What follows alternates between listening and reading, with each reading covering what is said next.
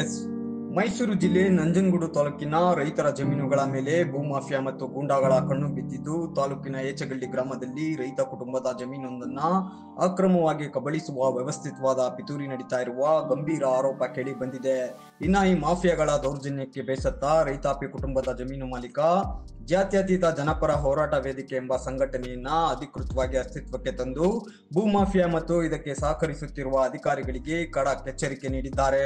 ಮಾವು, ತೆಂಗು, ಕೋಳಿ ಸಾಕಾಣಿಕೆ ಸೇರಿ ಇತರೆ ಕೃಷಿ ಚಟುವಟಿಕೆ ನಡೆಯುತ್ತಿರುವ 26 ಎಕರೆ ವಿಶಾಲವಾದ ಫಲವತ್ತಾದ ಈ ಭೂಮಿ ಮೈಸೂರು ಜಿಲ್ಲೆ ನಂಜನಗೂಡು ತಾಲೂಕಿನ ಚಿಕ್ಕಯ್ಯ ನಕ್ಷತ್ರ ಹೋಬಳಿಯ ಏಚಗಳ್ಳಿ ಗ್ರಾಮದ್ದು. ಇದರ ಮಾಲೀಕರು ಸಂಜಯ್ ಪಾಲ್ ಅಂತ. ತಾತ ತಂದೆ ಕಾಲದಿಂದಲೂ ಈ ಭೂಮಿಯಲ್ಲಿ ಕೃಷಿ ಚಟುವಟಿಕೆಗಳನ್ನ ಮಾಡಿಕೊಂಡು ಬರಲಾಗ್ತಾ ಇದೆ.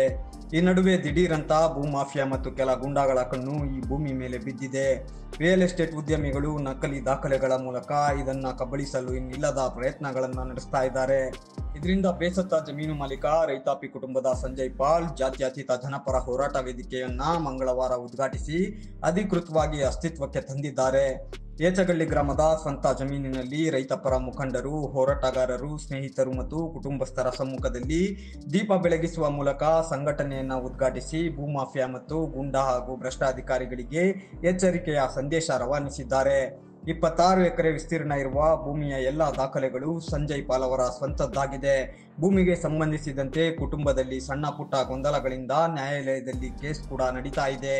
ಹೈಕೋರ್ಟ್ ಕೂಡ ಆದೇಶವೊಂದನ್ನು ನೀಡಿದ್ದು, ಕೇಸ್ ಬಗೆಹರಿಯುವವರೆಗೂ ಈ ಸ್ಥಳಕ್ಕೆ ಬೇರೆ ಅನ್ಯ ವ್ಯಕ್ತಿಗಳು ಅತಿಕ್ರಮ ಪ್ರವೇಶ ಮಾಡದಂತೆ ಸ್ಪಷ್ಟವಾಗಿ ತಿಳಿಸಿದೆ. ಹೀಗಿದ್ದು ರಿಯಲ್ ಎಸ್ಟೇಟ್ ಉದ್ಯಮಕ್ಕಾಗಿ ಭೂಮಾಫಿಯಾದ ಗೂಂಡಾಗಳು ಅಕ್ರಮವಾಗಿ ಪ್ರವೇಶಿಸಿ ದಬ್ಬಾಳಿಕೆ ದೌರ್ಜನ್ಯ ನಡೆಸ್ತಾ ಇದ್ದು, ಇದರಿಂದ ಬೇಸತ್ತ ಸಂಜಯ್ ಪಾಲ್ ಜಾತ್ಯತೀತ ಜನಪರ ಹೋರಾಟ ವೇದಿಕೆ ಎಂಬ ಸಂಘಟನೆಯನ್ನ ಹುಟ್ಟುಹಾಕಿ ಇಂತಹ ದಬ್ಬಾಳಿಕೆ ದೌರ್ಜನ್ಯಗಳು ನಿಲ್ಲದೆ ಹೋದರೆ ಸುಮ್ಮನೆ ಕೂರುವ ಪ್ರಶ್ನೆಯೇ ಇಲ್ಲ ಅಂತ ಎಚ್ಚರಿಕೆ ನೀಡಿದ್ದಾರೆ. ರೈತ ಮುಖಂಡ ವಿದ್ಯಾಸಾಗರ್, ಮಾಜಿ ಶಾಸಕ ಕಳಲೆ ಕೇಶವಮೂರ್ತಿ, ರೈತ ಸಂಘದ ಮಹಿಳಾ ಘಟಕದ ಅಧ್ಯಕ್ಷೆ ಶ್ವೇತಾ ಸೇರಿದಂತೆ ಹೋರಾಟಗಾರರು, ಸ್ನೇಹಿತರು ಮತ್ತು ಕುಟುಂಬಸ್ಥರ ಸಮ್ಮುಖದಲ್ಲಿ ಸಂಘಟನೆಯನ್ನು ಅಧಿಕೃತವಾಗಿ ಅಸ್ತಿತ್ವಕ್ಕೆ ತಂದು ಸುದ್ದಿಗೋಷ್ಠಿ ನಡೆಸಿ ಅವರು ಮಾತನಾಡಿದ್ರು. ಈ ಭೂಮಿ ನಮಗೆ ಪಿತ್ರಾರ್ಜಿತ ಆಸ್ತಿ. ಇದರ ಎಲ್ಲ ದಾಖಲೆಗಳು ನಮ್ಮ ಬಳಿ ಇವೆ. ಕುಟುಂಬದವರ ಬ್ರೈನ್ ವಾಶ್ ಮಾಡಿ ನಕಲಿ ದಾಖಲೆಗಳ ಮೂಲಕ ಇದನ್ನ ಕಬಳಿಸುವ ಪ್ರಯತ್ನ ಮಾಡಿದ್ದಾರೆ. ಇಲ್ಲಿಗೆ ಅತಿಕ್ರಮ ಪ್ರವೇಶ ನಿರ್ಬಂಧವಿದ್ದರೂ ಗೂಂಡಾಗಳು ಬೀಗ ಮುರಿದು ಒಳಗೆ ನುಗ್ಗಿ ದೌರ್ಜನ್ಯ ದಬ್ಬಾಳಿಕೆ ನಡೆಸ್ತಾ ಇದ್ದಾರೆ.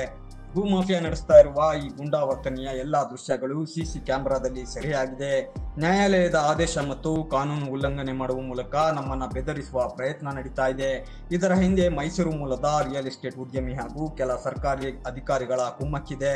ಕಾನೂನು ಮತ್ತು ನ್ಯಾಯಾಲಯದ ಆದೇಶ ಪಾಲಿಸಬೇಕಾದವರೇ ಭೂಮಾಫಿಯಾಗಳ ಜೊತೆ ಕೈ ಜೋಡಿಸಿದ್ದು, ಇದರ ವಿರುದ್ಧ ಹೋರಾಡಲು ಇವತ್ತು ಈ ಜಾತ್ಯತೀತ ಜನಪರ ಹೋರಾಟ ವೇದಿಕೆಯನ್ನ ಉದ್ಘಾಟಿಸಿ ಅಧಿಕೃತವಾಗಿ ಅಸ್ತಿತ್ವಕ್ಕೆ ತಂದಿದ್ದೇನೆ. ಈ ಸಂಘಟನೆ ಕಳೆದ ಹಲವು ವರ್ಷಗಳ ಹಿಂದೆಯೇ ಹುಟ್ಟು ಹಾಕಿದ್ದೆ. ಬೇರೆಯವರಿಗೆ ನ್ಯಾಯ ಒದಗಿಸಲು ಇದನ್ನ ಹುಟ್ಟು ಹಾಕಿದ್ದೆ. ಆದರೆ ಇವತ್ತು ನನ್ನ ಜಮೀನನ್ನೇ ನಾನು ಉಳಿಸಿಕೊಳ್ಳುವ ಅನಿವಾರ್ಯತೆ ಎದುರಾಗಿರೋದು ವಿಪರ್ಯಾಸ ಅಂತ ವಿಷಾದ ವ್ಯಕ್ತಪಡಿಸಿ ಜಮೀನಿಗೆ ಸಂಬಂಧಿಸಿದಂತೆ ತಮಗಾಗುತ್ತಿರುವ ಅನ್ಯಾಯ, ಸದ್ಯದ ವಿದ್ಯಮಾನ ಮತ್ತು ಭೂಮಾಫಿಯಾಗಳ ಪಿತೂರಿಗಳನ್ನ ಎಳೆ ಎಳೆಯಾಗಿ ಬಿಚ್ಚಿಟ್ರು. ಉದ್ದೇಶ ಅಂತಂದ್ರೆ ಜಾತ್ಯತೀತ ಜನಪರ ಹೋರಾಟ ವೇದಿಕೆ ಅಂತೇಳಿ ನಾನೇ ಇದನ್ನ ಒಂದು ಸಂಸ್ಥೆ ಹೋರಾಟದ ಪರವಾಗಿ ಮಾಡಬೇಕು ಅಂತೇಳಿ ನಾನು ಇದನ್ನು ಚಾಲನೆ ಮಾಡಿದೆ. ಬಟ್ ಇದು ಇನ್ನೂ ಉದ್ಘಾಟನೆ ಆಗಿರಲಿಲ್ಲ. ರಿಜಿಸ್ಟ್ರೇಷನ್ ಕೊಟ್ಟಿದ್ದೀನಿ, ಇನ್ನೂ ರಿಜಿಸ್ಟರ್ ಬಂದಿಲ್ಲ. ಆಗಿರುವಾಗ ನನ್ನ ಸ್ನೇಹಿತರು, ಮಿತ್ರರಾದಂಥ ವಿದ್ಯಾಸಾಗರ್ ಅವರು ಮತ್ತು ನನ್ನ ಆತ್ಮೀಯರಾದಂಥ ಕಳಲೆ ಕೇಶವಮೂರ್ತಿ ಸಾಹೇಬರು ಇವರಿಗೆಲ್ಲ ಹೇಳಿದೆ, ಈ ಒಂದು ಹೋರಾಟದ ಒಂದು ಏನು ಸಂಸ್ಥೆ ಅಥವಾ ಒಂದು ವೇದಿಕೆ ಮಾಡಬೇಕು ಅಂತ ನಾನು ಉದ್ದೇಶ ಪಟ್ಟಿದ್ದೆ. ಇದು ಅನಿವಾರ್ಯವಾಗಿ ನನ್ನ ಒಂದು ಹೋರಾಟ ಒಂದು ಮಾಡೋಂಥ ಒಂದು ಸನ್ನಿವೇಶ ಶುರುವಾಗಿ ಇದರಿಂದ ಪ್ರಾರಂಭ ಮಾಡೋಂಥ ಒಂದು ಸನ್ನಿವೇಶ ಬಂತು. ಏನು ಅಂತಂದರೆ, ಈ ಒಂದು ಜಾಗ ನೀವೇನು ಕೊಡ್ತಿದ್ದೀರಿ, ಈ ಪ್ರಾಪರ್ಟಿ ಏನಿದೆ ಇದು ನನ್ನ ಪಿತ್ರಾರ್ಜಿತ ಆಸ್ತಿ. ಇದು ನನ್ನ ತಾತನವ್ರು ಸೇರಿ. ಇದು ನನ್ನ ತಾತನವ್ರು ಸೇರಿದ ನಂತರ ಏನಾಯಿತು, ನಮ್ಮ ತಾತ ತೀರೋದ್ಮೇಲೆ ನಾವೆಲ್ಲ ವಾರಸದಾರರಾಗಿ ಬಂದ್ವಿ. ಇದರಲ್ಲಿ ನನ್ನ ಸೋದರ ಮಾವ ಮತ್ತು ನಮ್ಮ ದೊಡ್ಡಮ್ಮ ಎಲ್ಲರೂ ಇದ್ದರು. ನನ್ನ ತಾಯಿಗೂ ಒಂದು ಭಾಗ ಇದೆ. ಇಲ್ಲಿ ಕೆಲವು ಒಂದು ನ್ಯಾಯಾಲಯದಲ್ಲಿ ಪ್ರಕರಣಗಳು ನಡೀತಾ ಇತ್ತು ಇವರು ಹಿಂದೆಯಿಂದ. ನಡೀತಿರುವಾಗ ಏನು ಮಾಡಿದ್ರು, ನಮ್ಮ ಮನೆಯವರೆಲ್ಲ ನಂಗೆ ನೋಡ್ಕೊಳ್ಳೋಕ್ಕಾಗಲ್ಲ, ವ್ಯಾಜ್ಯ ಇದೆ, ಗಲಾಟೆ ಇದೆ ಅಂತೇಳಿ ಎಲ್ಲರೂ ನನಗೆ ಒಂದು ಸೇಲ್ ಅಗ್ರಿಮೆಂಟ್ ಬರೆದು ಪತ್ರನೇ ಮಾಡಿ ನನಗೆ ಕೊಟ್ಬಿಟ್ರು. ನಾನು 25 ವರ್ಷದಿಂದ ಇಲ್ಲೇ ವಾಸ ಇದ್ದೀನಿ. ತಮ್ಮೆಲ್ಲರಿಗೂ ಗೊತ್ತು, ನನ್ನ ಸ್ನೇಹಿತರಿಗೆ, ನನ್ನ ಮಿತ್ರರಿಗೆ ಎಲ್ಲರಿಗೂ ಗೊತ್ತು. ಇಲ್ಲಿ ಹಲವಾರು ಕಾರ್ಯಕ್ರಮವನ್ನು ಮಾಡಿದ್ದೀನಿ.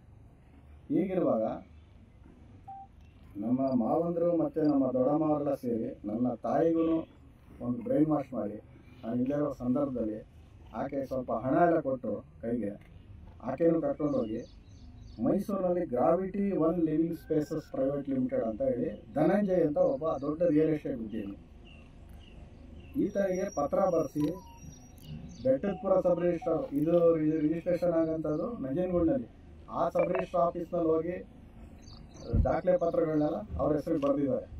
ಪೊಸಿಷನ್ ನಾನಿದ್ದೀನಿ, ನನಗೊಂದು ಯಾವುದೇ ಮಾಹಿತಿ ಇಲ್ಲ.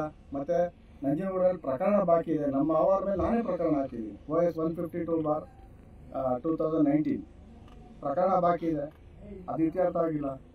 ಕೋರ್ಟ್ ಆದೇಶ ಬರೋಕ್ಕೆ ಮುಂಚೆನೆ ಅಥವಾ ಕೋರ್ಟ್ನಲ್ಲಿ ಒಂದು ಇತ್ಯರ್ಥ ಆಗಕ್ಕೆ ಮುಂಚೆ ನೋಡಿ ಬೀಗ ಹೊಡೆಯಕ್ಕೆ ಬಂದಿದ್ದಾರೆ.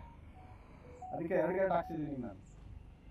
CC ಕ್ಯಾಮ್ರಾ ಪ್ರತಿಯೊಂದು ರೆಕಾರ್ಡ್ ಆಗಿದೆ. DSP ಸಾಹೇಬ್ರಿಗೆ ಕಂಪ್ಲೇಂಟ್ ಕೊಟ್ಟಿದ್ದೀನಿ, ಎಲ್ಲ ದಾಖಲೆಗಳು.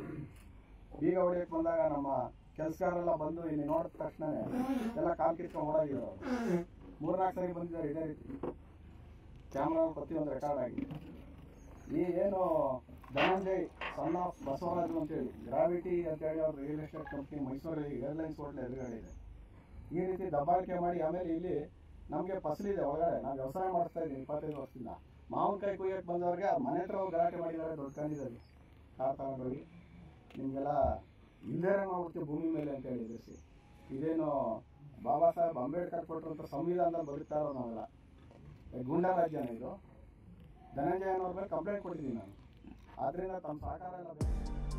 ಇನ್ನು ಸಂಜಯ್ ಪಾಲ್ ಅವರ ಸಂಘಟನೆಗೆ ರೈತ ಮುಖಂಡ ವಿದ್ಯಾಸಾಗರ್ ಸಹ ಬೆಂಬಲ ಕೊಟ್ಟಿದ್ದು, ಭೂ ಮಾಫಿಯಾಗಳ ಪಿತೂರಿಗೆ ನಾವು ಸುಮ್ಮನಿರಲ್ಲ, ಈ ಭೂಮಿಯ ರಕ್ಷಣೆಗೆ ನಮ್ಮ ಸಂಪೂರ್ಣ ಸಹಕಾರ ಮತ್ತು ಬೆಂಬಲ ಇರುತ್ತೆ.